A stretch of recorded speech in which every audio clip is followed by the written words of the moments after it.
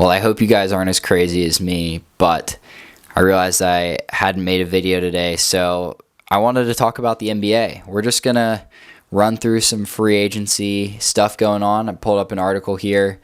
I'll be just talking through every team and talking about some of their NBA summer situations, maybe some injuries, some trades, some extensions, and just running through it quickly.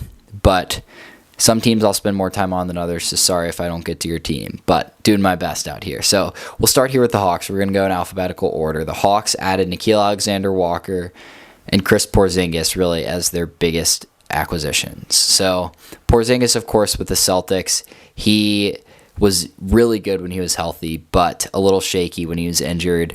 Hopefully he stays healthy. The Hawks have one of the tallest rosters now in the NBA with, I think, 11 guys 6'8" or taller, which is pretty crazy. Trae Young's got some lob threats. Alexander Walker's a great backup point guard, backup two guard. He can distribute the ball well. It'll be a nice pairing alongside Dyson Daniels. And they lose a couple guys. No one super of note. They lost Clint Capella and Karis LeVert, who were good players for them. Terrence Mann as well, but I think this team will be just fine. And they're really poised for a breakout season. So Celtics, the biggest news, of course, Jason Tatum tearing his Achilles in the playoffs. That's really the biggest story for this team. I don't know what their ceiling is. I'd say maybe the 4 seed is the ceiling in the East for this team in a weak East. Just with Jaylen Brown, they've really had to cut guys or cut really salaries because they were way over in their championship run. They added Luka Garza and Anthony Simons, Chris Boucher, Josh Minot. Not really big signings. Anthony Simons will be good scoring production with Tatum's absence. But you'll probably move Brown. Brown will probably stick there at the 3. It would be Derek White and Simons. Maybe Derek White running the point job. And they lost Al Horford as well and Porzingis. So they're just getting cheaper. It's how things go. The Brooklyn Nets, they had a huge amount of first-round picks. Of course, I think Igor Demin was up there. Of course, I'm blanking on some of the other guys they drafted in the first round. Another point guard. I think they drafted multiple point guards in the first rounds. Help me out here in the comment section below. But they also brought in Michael Porter Jr. in the Cam Johnson trade, which is just a huge trade. Doesn't make a whole lot of sense. I guess you pick up the first round pick in the future. Michael Porter Jr. has been on one of the craziest offseason storylining tales. He's been telling all kinds of stories about sleeping with certain or not sleeping with certain NBA players' girlfriends, and he's been all over the place. So one of the most entertaining people this offseason for sure. They add a couple of other guys. D'Angelo Russell is also gone. Trendon Watford's gone. They re-signed Daron Sharp, but nothing too big from them. The Hornets, they brought Trey Mann back. They drafted Con Knipple, and they're just looking to improve this young core. They won the Summer League Championship. They lost Nurkic, Nick Smith Jr., a couple people. Mark Williams also traded to the Suns. That's their big one, losing center depth. But this team's young. They've got good coaching. I've got some hope for the Hornets and LaMelo Ball, hopefully if he stays healthy. The Bulls, they brought back Trey Jones and Josh Giddey. The Josh Giddey trade I've talked about before on this channel. I think it's fine, but I don't know what the ceiling of this Bulls team is, even in the weak East. Montes Buzelis is going to have to be big. I saw the Kenny video today talking about him, but there's still a long way to go for the Bulls, and they didn't make any big moves. They also lost Lonzo Ball there as he went to the Cavs. So the Cavs got Lonzo Ball up next, and they re-signed Sam Merrill, brought back Larry Nance, brought in Thomas Bryant. Big loss. They lost Ty Jerome, who was a great piece for them off the bench. Great backup point guard. He could facilitate. He could score a little bit, play good defense. He's on to the Grizzlies, so he'll back up Ja. Here over to the Mavericks.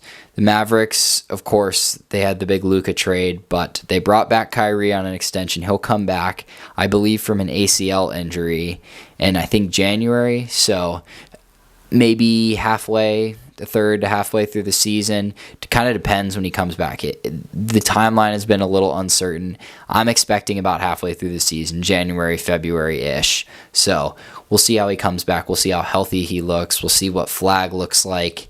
They brought back P.J. Washington as well, brought in D'Angelo Russell off the bench, a nice pickup, Dennis Smith Jr., some more shooting. They lost Spencer Dinwiddie, but of course Russell backing up will be just fine. Denver Nuggets, no re-signings, but they brought back some guys, and I'm really high on this Nuggets team. Jokic was toying with defenders in the preseason the other night, just some wraparound, unbelievable passes. I read actually a really great book on Jokic this summer, I think it's called Why So Serious, but kind of just a journalistic perspective of Jokic's career into basketball, into the NBA. Made me an even bigger Jokic fan than I already was, and I already really, really liked Jokic. So I'm very high on the Nuggets. They brought back Bruce Brown, who doesn't play anywhere. He doesn't play well anywhere except for in Denver. They brought in Tim Hardaway for some more scoring. They brought Cam Johnson in. That's the big trade. They traded Porter for Cam Johnson, who I think is a better shooter and a better defender than Porter, and hopefully more healthy. So I think it's an upgrade in every way, and he seems like a guy that can fit on any nucleus. He was part of the Carolina team that won March Madness as well. So he's got a little bit of championship pedigree, even though, of course, he played for the Suns when they had a big run, but then over in Brooklyn, they weren't very good, and he still played pretty well. They also brought in a backup five, an actual backup five for Jokic, and Big Val, Jonas Valanciunas. Kind of a similar style, bruiser guy. Not great on the defensive side. Maybe they would have wanted a little more defensive help, but Jonas will give Jokic 20 minutes of rest per night and be a valuable piece. That was a lot on the Nuggets. Let's keep moving. The Pistons, they brought in Karis LeVert, Duncan Robinson, and Javonte Green. Lost Tim Hardaway and Dennis Schroeder. Dennis Schroeder's the big loss. He was big in the playoffs for them running lineups alongside Cade. But I think they'll be better. Cade's going to get better. This team gets healthy. Another year of experience for Jalen Duren, Asar Thompson. I think just as this core has more time to gel, they'll get better and better. The Warriors, they lost Kevon Looney to the Pelicans. Not a huge blow. They brought in Al Horford, which just feels funky. Al Horford in a Warriors jersey. I don't know. I don't get it. But I saw the picture the other day, and I was thinking to myself, man, it just feels wrong. It's like Dwayne Wade in a Cavs jersey. It just feels wrong. They brought back Kuminga on the 2-year deal. It was a big money, but it was just kind of a weird spot where you don't know what to do with him. So they ended up bringing him back. Gary Payton comes back. Of course, he only plays well for the Warriors. D'Anthony Melton as well. Seth Curry also joins in with his brother Steph. The Rockets. This was a huge offseason for the Rockets. They traded for Kevin Durant. Yes, for Kevin Durant. It was awesome. Crazy trade. I think it was Jalen Green and the pest over there, and Brooks and Dylan Brooks, of course. And they also traded Cam Whitmore to the Wizards, who I think will be a sneaky good piece for the Wizards. But they brought back a bunch of guys. The issue with them is the other day Fred VanVleet just tore his ACL, so he's done for the season. Lots of great stuff for the Rockets, and got high potential this year. The Pacers, they of course lost Tyrese Halliburton in Game 7 of the Finals. We missed a historic performance to another injury. They brought in, well, they didn't do a whole lot. They brought in Jay Huff. That's their only deal. And they re-signed Isaiah Jackson and Wiseman. They lost Miles Turner, of course, which is huge to the Bucks. Just let him walk. The Clippers, they brought in just a bunch of old heads. This is the oldest team in basketball. It's a bunch of old guys just having fun. They might make a run, but they also might all get injured, and they might be a 30-win team. It's who's to say? They brought back Batum, they brought back Harden, and they brought in, it's Bradley Beal, John Collins, Brook Lopez, Chris Paul, and Ty Washington. There's Washington with a little bit of youth. They've got Chris Paul at the end of his career, Brook Lopez, Batum, Harden, Kawhi. This is just everyone's final run. Chris Paul's hurrah season in Los Angeles. I am excited. They do lose Norman Powell, who will go to the Heat, but I think they'll be able to replace him with a little bit of help. Chris Paul there as well. The Lakers, of course, they re-signed Luka to the big deal. They got Jackson Hayes back on a team-friendly one-year deal. They brought in center help with DeAndre Ayton, which they really needed. They brought back Marcus Smart. He's got the Defensive Player of the Year in the past, championship caliber, Jake LaRavia as well. They lost Dorian Finney-Smith to the Rockets. They lost Shake Milton as well, who was waived. But Finney-Smith is a little bit of a loss. I think they'll be okay. And skinny Luka looks like he's going to be a menace. He looked quicker in EuroLeague.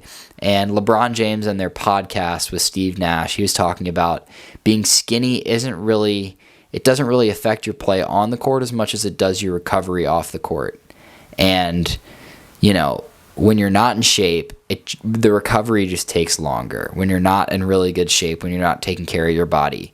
When you're young, you might not notice it as much, but as as the miles pile on his body, I think this will be a big change for Luka, and we might see he might still score 30, 8-8, but he might be able to play more games. He might be better down the stretch in the playoffs. We'll see. Grizzlies, they bring back Jaren Jackson, re-sign him. KCP, they bring in there from the Magic, Ty Jerome as well to back up Ja, as well as Jock Landale. They lost. There's something with Cole Anthony. I'm confused here on what this article is saying, but they lost Luke Kennard as well, who will go to the Hawks for backup shooting. But onto the Heat. That was a confusing section there. But they brought in Davion Mitchell. They brought in Norman Powell and Precious Achiuwa. Davion Mitchell actually looked pretty good in preseason. He was talking up a big game. Miami seems like the type of place that Davion Mitchell could be good. I'm interested to see. They lost a couple of guys, Kevin Love, and Duncan Robinson are gone as well. On to the Bucks, they re-signed a whole host of players. They brought in Cole Anthony, Gary Harris, and Miles Turner. Kind of a weird group. I don't know how to feel about the Bucks. It's Giannis, Miles Turner, and Kyle Kuzma, and I don't know. I don't really know. They lost Brook Lopez. They of course waived Dame. They bought out his contract. Lost Pat Connaughton. It's a little bit weird. It doesn't make a whole lot of sense to me. The Timberwolves, they brought in Johnny Juzang, not a whole lot. They lost Alexander Garza, who didn't play any minutes. I'm a little bit interested to see if this Timberwolves team doesn't make another move. I would not be shocked if this team made a splash going into the trade deadline. They're pieces away from really making a run in the stacked West, and yeah, I think they're going to have to make some sort of move at least to really have a chance to contend. The Pelicans, my sweet Pelicans, re-signing Herb Jones to the team-friendly deal, brought in Sadiq Bey, Kevon Looney, Jordan Poole, as well as drafting the two rookies. Drafting there, it was Queen and Fears. I'm high on this team. I know I'm slightly biased. Skinny Zion, here to stay. I'm a big fan of the skinny offseason when it actually does look like the players changed. So, moving on. The Knicks, they brought in Brogdon, Jordan Clarkson, and they lost Precious Achiuwa. I think Brogdon will be nice backup. 1 minute for Brunson. I worry about some of this big depth. This team is starting five. We starting five, no bench. It's a Thibodeau-style team. Maybe they'll have better luck with injuries this year. I don't know if this team can get over the hump. It'll certainly be interesting to see. They won't have to play the Pacers this year, but could they really beat the Thunder? I don't know if they really did enough. We'll see. We'll see how this team does under Thibodeau.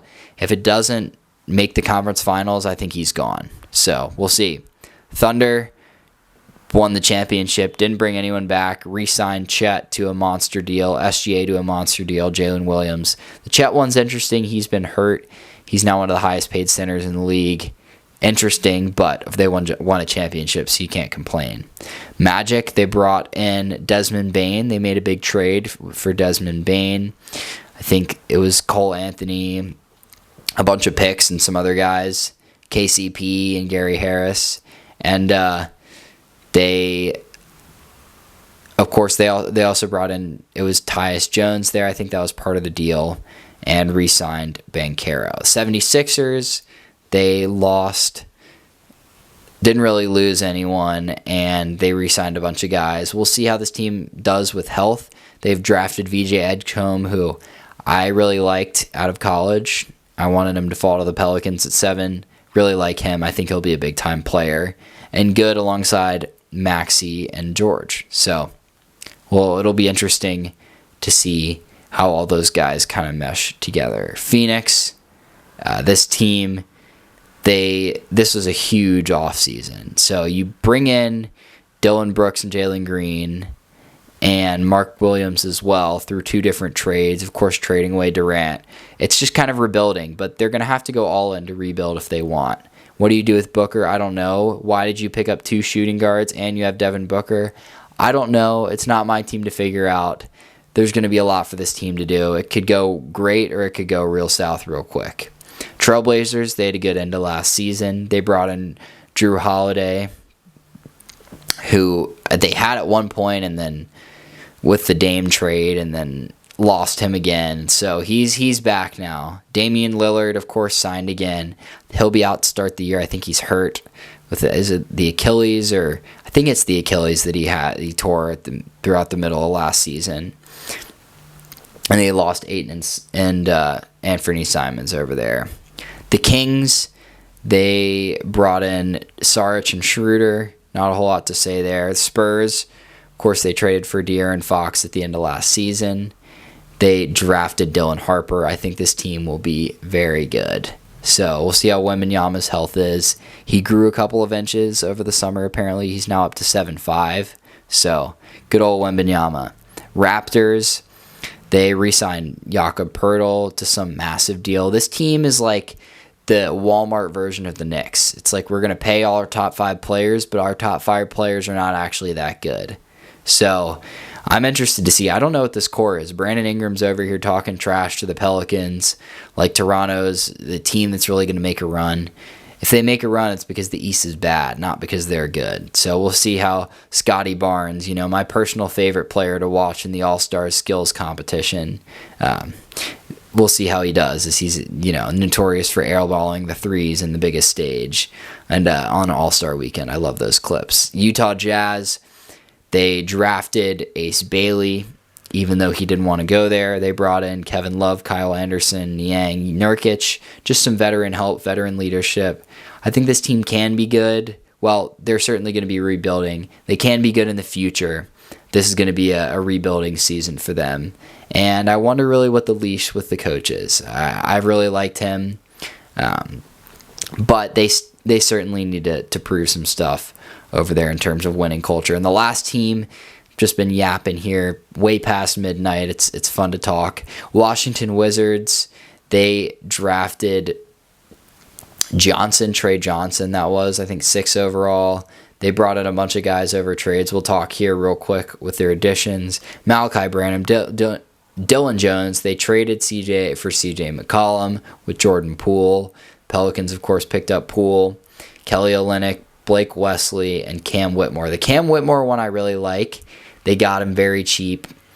I think with Whitmore, with Johnson, with Bilal at the 1, they've got Sarr, who looked like a pretty capable center last year. They got Marvin Bagley in there, who will be some nice depth. They lose a bunch of guys that are going to go actually have meaningful roles in other places. The Wizards have a long way to go, but the rebuild is starting. It's actually moving in a good direction, so I like it.